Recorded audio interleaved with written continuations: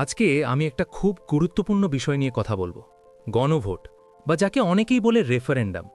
নামটা শুনলে অনেকে ভাবেন এটাও বুঝি আরেকটা নির্বাচন, কিন্তু আসলে ব্যাপারটা একটু আলাদা। গণভোটে সাধারণ নির্বাচনের মতো করে এমপি মন্ত্রী বাছাই করা হয় না। এখানে মানুষ সরাসরি কোনো নির্দিষ্ট সিদ্ধান্ত, আইন বা নীতির পক্ষে বিপক্ষে ভোট দিয়ে নিজের মতামত জানায়। এক কথায় বললে, জনগণের সরাসরি ভোটে সিদ্ধান্ত নেওয়া। অনেক দেশেই বড় কোনো পরিবর্তন, যেমন সংবিধান সংশোধন বা বড় চুক্তি অনুমোদনের আগে গণভোটকে বাধ্যতামূলক ধাপ হিসেবে রাখা হয়। আর ভোট দেওয়ার নিয়মটা খুব সিম্পল, হ্যাঁ বা না। আপনি যেটা চান সেটাই বেছে দেবেন। বাংলাদেশে স্বাধীনতার পর মোট ৩বার গণভোট অনুষ্ঠিত হয়েছে: ১৯৭৭ সালে, ১৯৮৫ সালে এবং ১৯৯১ সালে। এই ৩টে গণভোটই এক একটা রাজনৈতিক টানাপোড়েনের মধ্যেই হয়েছিল। প্রথম দুইটা অনেকের মতে সামরিক শাসকদের বৈধতা নেওয়ার চেষ্টা ছিল, আর তৃতীয়টা একদম ভিন্ন ছিল। সেটা ছিল দেশকে সংসদীয় গণতন্ত্রে ফেরানোর পথ। ১৯৭৭ সালে তৎকালীন সেনাপ্রধান থেকে রাষ্ট্রপতি হওয়া মেজর জেনারেল জিয়াউর রহমান জনগণের কাছে নিজের শাসনের আস্থা যাচাই করতে ৩০ মে গণভোটের আয়োজন করেন। প্রশ্ন ছিল এমন: আপনি কি রাষ্ট্রপতি জিয়াউর রহমানের নীতি ও কর্মসূচির প্রতি আস্থা রাখেন?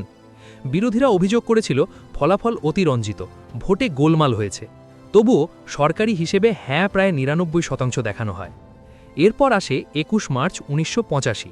তখন ক্ষমতায় ছিলেন লেফটেন্যান্ট জেনারেল হুসেন মুহম্মদ এরশাদ। প্রশ্ন মূলত একই ধাঁচের ছিল, তার শাসন, নীতি আর কর্মসূচির প্রতি জনগণের আস্থা আছে কিনা। সরকারি ফলাফল অনুযায়ী ভোটার উপস্থিতি ৭২.২%। হ্যাঁ ভোট দিয়েছিল ৯৪.৫% মানুষ। খবরের কাগজ ইত্তেফাকে বলা হয়েছিল এখানেও দুটো বাক্স ছিল, হ্যাঁ বাক্সে নাকি এরশাদের ছবি আর অন্যটাতে লেখা না। সেদিন বিরোধীরা হরতাল ডেকেছিল, কিন্তু সরকারি প্রচারে বোঝানো হলো দেশের মানুষ বিশাল সংখ্যায় হ্যাঁ বলেছে। শেষ গণভোট হয়েছিল ১৫ই সেপ্টেম্বর ১৯৯১ সালে। এটার প্রেক্ষাপট ছিল একেবারেই আলাদা। ১৯৯০ সালে গণ অভ্যুত্থানের পর সামরিক শাসনের পতন হয়। এরপর ১৯৯১ সালের নির্বাচনে সংসদ গঠিত হয় এবং সংসদীয় গণতন্ত্র ফিরিয়ে আনতে পাশ হয় দ্বাদশ সংশোধনী বিল। এবার প্রশ্ন ছিল, রাষ্ট্রপতি বিচারপতি শাহাবুদ্দিন আহমেদ কি দ্বাদশ সংশোধনী বিল অনুমোদন দেবেন? সরকারি হিসেব অনুযায়ী উপস্থিতি ছিল ৩৫.২%। হ্যাঁ ভোট দিয়েছিল ৮৩.৬% মানুষ, আর না ভোট দিয়েছিল ১৬.৪% মানুষ। তবে পরে অনেক প্রতিবেদনে বলা হয় প্রকৃত ভোটার উপস্থিতি নাকি ২০% কাছাকাছি ছিল। মানে সংখ্যা নিয়ে প্রশ্ন থাকলেও একটা বিষয় সত্য, এই গণভোটের ফলেই বাংলাদেশ শেষ পর্যন্ত সংসদীয় ব্যবস্থায় ফিরে আসে। এখন আমি একটা কথা বলি, গণভোটের ফলাফল শুধু কত পার্সেন্ট হ্যাঁ কত পার্সেন্ট না সেটা না।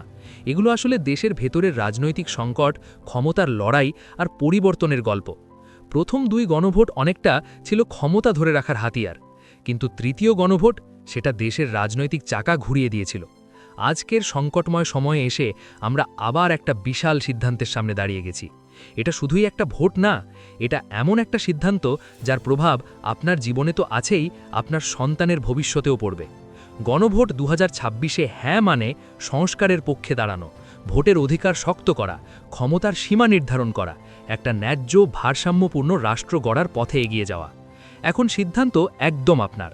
আপনি কি পরিবর্তনের পক্ষে থাকবেন, নাকি আবার পুরনো সেই অনিশ্চয়তার দিকেই ফিরবেন? আপনার ভোট, আপনার ভবিষ্যৎ।